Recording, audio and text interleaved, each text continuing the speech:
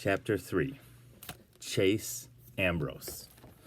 Okay, so we started with Chase, then we went to Shoshana, and now we're back to Chase. I recognize the school, not because I remember it, it's just that Mom drove me by here a few times over the last couple of weeks to make sure I'd be sort of familiar with the place. It's called Hiawatha Middle School, and it turns out I'm the star of just about every team they have, or X-star, until further notice. I'm on the disabled list. I get this information from my mother on the drive to my first day of 8th grade. It's just two of us now, since Johnny's back at college. Mom's trying to fill me in on my former life, so I won't be caught by surprise, like when that psycho girl dumped frozen yogurt on my head. Funny, she was sympathetic when I told her about that, but she didn't seem very surprised. Like, we live in a town where people attack each other with desserts all the time. Oh, she replied airily. Young girls can be oversensitive, especially with a popular athlete. She smiles at you. You don't smile back. She takes it personally. But I did smile. She's the one who didn't. She went straight for the yogurt. She rolled her eyes. What do you want me to say, honey? I don't even know who this mystery yogurt bomber is. But here's the thing. I think she did know. Or at least she could make a pretty good guess. Why would she hold that back? It wasn't like those first days out of the hospital when she was a stranger to me, and I must have seemed plenty unfamiliar to her. Now, as we pull to the curb in front of the school, she's pumping me up with details like names of friends and teachers I get along with. Yet, I still can't shake the impression that there's something being left unsaid. But, I prompt. She reddens. But what? I put it to her. Tell me the part you're leaving out. 13 years is a long time, Chase. There's no way I can fill all the empty space for you while we're parked at the side of the road on the first day of school. You're going to hear things about yourself, good and bad, that might surprise you. Just keep your cool, okay? Now, what's that supposed to mean? I asked. She answered. And now I know even less than before. Her face is the color of an overripe tomato. I don't push it. I'll find out soon enough. There are hundreds of kids pouring in the front entrance. Everybody seems to know everybody else. Backslaps and high fives fly everywhere. Several of them fly in my direction, and I smack hands, bump fists, and try to look like I belong, which I definitely don't. I also get some strange looks, and a few kids meet my eyes, and then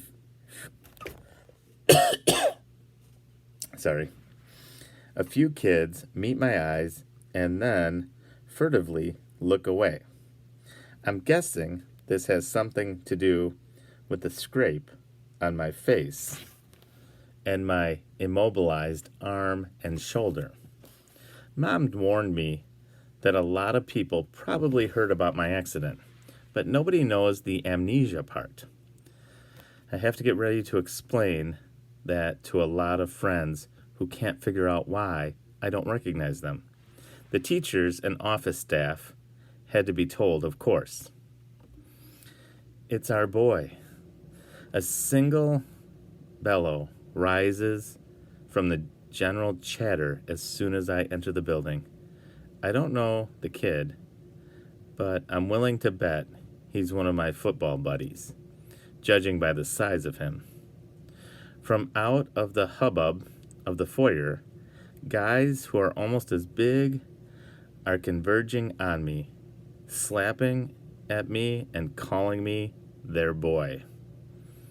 Guys, not the shoulder. My mind is reeling. How am I going to explain to this welcoming crowd that I haven't got the faintest idea who any of them are? I start to feel a little dizzy. Chase! Two more football players elbow their way to my side. To my surprise, I actually recognize this pair. They're the guys from the pumpkin smashing picture on my phone. Mom pointed them out in my lacrosse team photo as Aaron and Bear. Apparently, they're my best friends. Dude, good to have you back, barks Aaron, the taller of the two.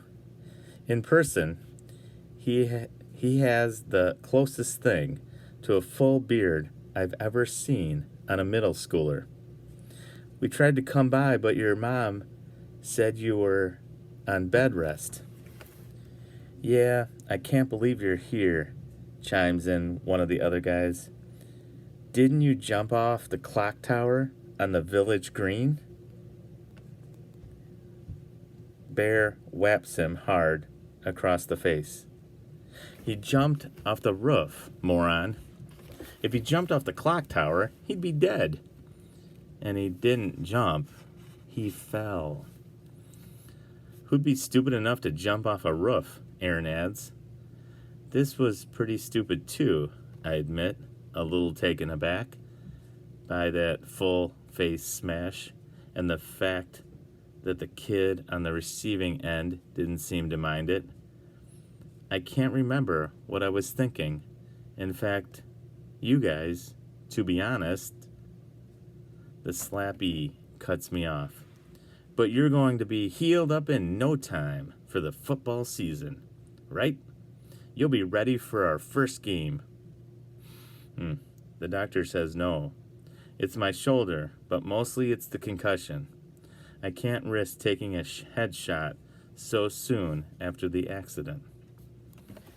A howl of protest greets this announcement. But we need you. You're our leading scorer, the best player, our captain. Cut it out, you guys, Aaron orders. Injuries are a part of the game. We all know that. To me, he adds, listen, man, we have to talk to you. He heads out of the foyer to the inner atrium with hallways leading off it. We have no problem navigating the dense crowd. My two best friends just push people out of the way. Most kids see the three of us and clear out on their own. They lead me to a bench along the wall. Are these seats taken? I ask a youngish boy, maybe a sixth grader. Before he can answer, Bear rumbles, they are now. The kid scrambles down the hall, propelled by a hefty shove. I sit down with my fellow pumpkin smashers before they can say anything. I burst out with, Aaron, Bear. The names are unfamiliar on my tongue, like I've never spoken them before. I've got something to tell you. When I fell off that roof, I got more than a concussion and a sprained shoulder. I got amnesia, too. Bear frowns. Amnesia? You mean you forgot stuff? I shake my head sadly. Worse. I forgot everything, like my whole life before I fell. I motion around us, the school, these people, all new to me. I wouldn't even know you guys, except your pictures are on my phone. As it is, I don't remember anything about us. I know we're friends because my mother said so. But everything we did together, that's gone. I catch them eyeing each other like they don't believe me. It makes me mad until I consider how I'd react if a longtime friend told me the same thing. Here I am, the kid they've known all their lives. I look the same, talk the same, and I'm telling them that all our history is completely wiped out. I don't blame them for thinking I'm joking. It is a joke, just not a funny one. I speak again. It's not just you guys. Think how it feels to me. Some random stranger instead of your own mother, your brother, your dad. And trust me, I'm not loving the thought of dealing with 800 kids in the school who think I'm dissing them because I can't remember who they are. Bear stares at me hard. Wait, you're not kidding, are you? I wish, I said. He's stunned. Wow. Aaron leans forward, practically into my face. Yeah, but your memory's gonna come back, right? There's an urgency in his voice. He must really hate it that I'm missing out on the good old days. Some of it, maybe, I reply, but also maybe not. The doctor says it's impossible to know. They look at each other again, and there's no mistaking how freaked out they are. I feel a surge of warmth toward these two, my best friends. I have a giddy vision of my phone screen, the three of us, brandishing the baseball bat with the ruined jack-o'-lantern, the good times. Guys, I try to reason with them. I'm still me, even if I don't remember the stuff we did together. We'll do new stuff, better stuff. Oh yeah, totally, Bear exclaims. And if you can't play football, you'll be good for lacrosse in the spring, right? The doctor said I should be okay by then, although we'll have to see. There you go. He sounds upbeat, although I'm pretty sure he's faking it. This can't be an easy thing to process. If I wasn't the one with amnesia, I don't know if I could accept it myself. We're here for you, man, Aaron adds, slapping my back and sending a jolt of fire through my separated shoulder. I swallow an angry warning, one step at a time. Welcome back, boys, a deep voice intones.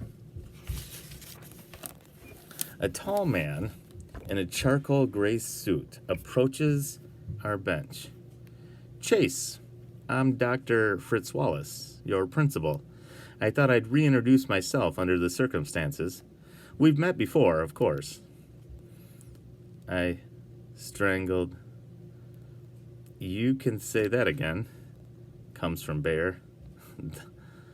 The principal silences him with a single look through steel-rimmed glasses. Chase, come with me. Let's have a little chat.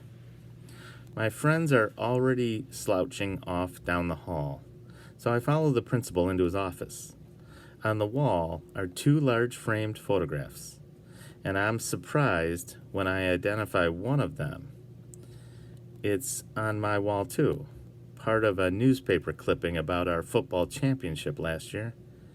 It's me, helmet pushed onto the back of my head, hoisting the trophy. The other is similar, although you can tell it's a lot older. The pose is almost identical. A young player raising the same trophy. I can't explain it, but the kid looks sort of familiar. But that's crazy. How can I recognize him? I don't recognize anybody. Dr. Fritz Wallace is watching me. That's your father. Our only other win at state, back when he was your age. Wow. No wonder Dad calls me Champ. I should call him Champ too. I tell the principal, I didn't know he won at state. I mean, I'm sure I knew at some point. That's exactly what I'd like to talk to you about. Have a seat, Chase. Dr. Fritz Wallace waves me into a chair. I have to confess, this is a first for me. I've never had a student suffer amnesia before. It must be very upsetting for you. even a little frightening. It's pretty weird, I admit, not remembering anybody. It's like I'm surrounded by all these people, but I'm still alone. The principal sits down behind his desk. I hope we can make this situation a little easier on you. I've alerted all the teachers and support staff, so we're ready for you. If you have any issues, just have whoever's involved get in touch with me. I thank him because that's what he seems to expect me to do. One more thing. He leans back in his chair, and when he speaks again, it's slowly and carefully, as if he's trying to get his words exactly right. This is an awful thing that happened to you. But it's also presenting you with a rare opportunity. You have the chance to rebuild yourself from the ground up, to make a completely fresh start. Don't squander it. I'm sure you're not feeling very lucky, but there are millions of people who'd give anything to stand where you stand right now, in front of a completely blank canvas. I stare back at my principal. What is he talking about? I'm struggling to discover the person I was, and he wants me to change? What was so wrong about the old me that now I have to be somebody else? This third chapter is such a key chapter, and I love that moment in the principal's office.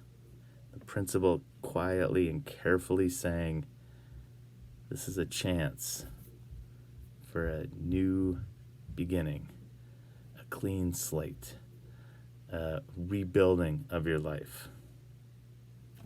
You can kind of predict, and even based on the second chapter with Shosh and Joel and the yogurt incident and Joel being sent because of all the bullying, you can kind of sense what kind of character Chase was before and why the principal might be saying, you have a clean slate. And I think that talks about the name of the book, Restart. So that concludes chapter 3.